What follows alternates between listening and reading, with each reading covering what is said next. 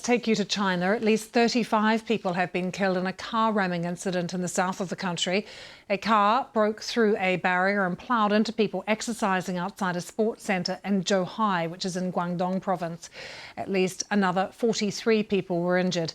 The 62-year-old driver was arrested at the scene. Police say he suffered severe injuries and is in a coma. They believe the man was dissatisfied with his recent divorce settlement. We've heard from President Xi Jinping, who described this incident as extremely vile and called for the perpetrator to be severely punished. Our China correspondent Stephen McDonnell is there for us at the scene. What you're going to see now is a local man particularly trying, who appears to have been organised. He's trying to keep journalists like Stephen away from the scene. Have a look. People in China are in shock following events which unfolded in front of this stadium.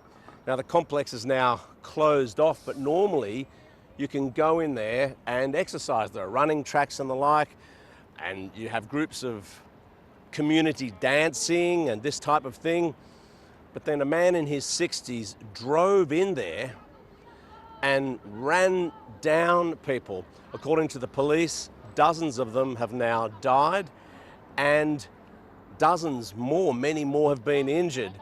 The death toll may even increase. And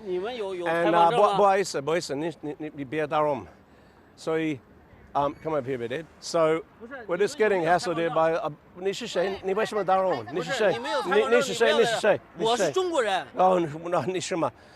So you're obviously getting hassled here by these people. So we'll just walk over here a little bit.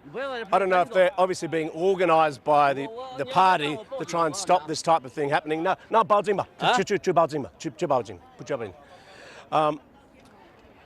Xi Jinping has called on officials all over the country to try and settle community disputes to prevent this type of thing happening in the first place.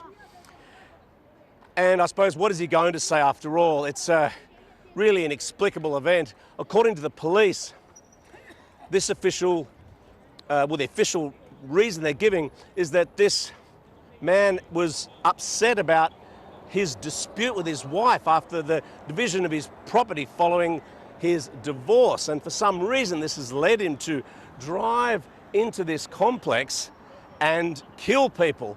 He also harmed himself, it seems, with a knife, and according to reports, he's now in a coma. So all of this has been very disturbing.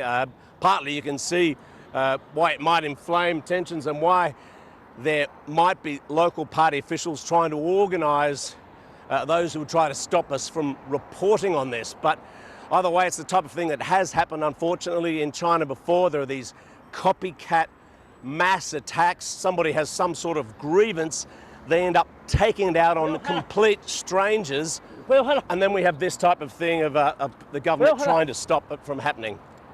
你别那我们那你走那我们要跟你别做那个我也给警察打电话你给警察打电话了那行可以好吧那行我可以好行可以你是谁你我是中国公民你没有权利打扰我们我是中国公民你给中国牌你没有权利你有身份证吗跟你没关系的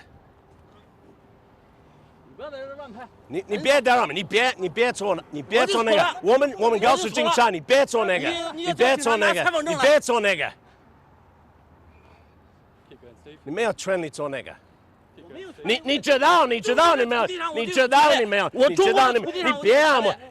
别做那个，你别做那个，你做，在中国的土地上我就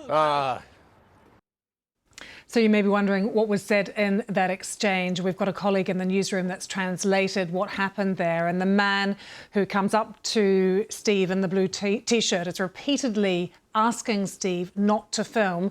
He's telling him he's going to call the police. He's asking him to show his press certificate. And our correspondent Steve McDonnell there continually saying, stop interrupting, I'm filming here. So that is just that altercation that you saw there.